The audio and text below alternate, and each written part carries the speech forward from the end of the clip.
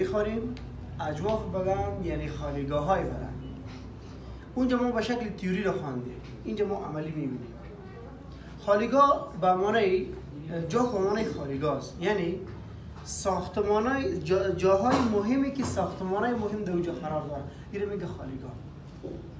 و در ما دو گروه خالیگاه داره، یک گروه قدامی است، یک گروه خلفی است. گروه قدامی که است، در گروه قدامی ما 3 جوف داریم: جوف صدری، جوف بدنی و جوف حوضی. در گروهی که ما گفتم در طرف قدام قرار داره جوف صدری، در جوف صدری ساختمانه بسیار مهم است. از طرف بیرون مارکر، از طرف بیرون ببینید شما، از طرف بیرون شما از جلد شروع شده، بعد از باز عضلات است، بعد از باز قبره‌ها یا استخوان است، صحیح؟ بعد از باز مستقیم شروع شده عضوای خودش. باز اینجا قلب قرار داره، این قلب است، این ساحه قلب است، این شش است، این طرف و این طرف هم شش است. و این رگ‌های بزرگ گفتم برتان، این رگ‌های بزرگش. شزن هم داره، قصباتی اونال هایی که به شش آمده هوا رو میاره، او هم قرار داره. اونو اینجا است، اینجا قرار داره.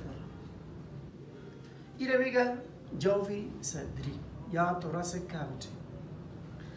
دامن توراسیک کاویتی یک پرده است. اینی پرده را به نام دیافراگم میگه یا حجاب حاجز. اینی حجاب حاجز چی میکنه؟ این جوف صدری را از جوف بدنی جدا میکنه. جوف صدری را از جوف بدنی چی میکنه؟ جدا میکنه. در جوف بدنی چی رقم است؟ وقتی که میری پایین میشه اینجا معده قرار داره، باز این طرف باز امای کوچک است، باز امای بزرگ است. 4 اطراف این قسم امای بزرگ قرار داره. اینی تیلی است تا حال که میگه برش، اینی بالاترش تیلی است. این گرده است، در اینجا جگر قرار داره، اینجا جگر است. این گرده دیگه است. این رگ‌های بزرگ است.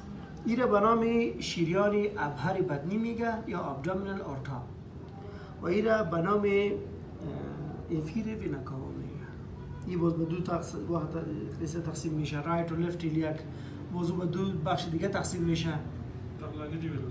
او را نخواهیم تانوس. این شد 2.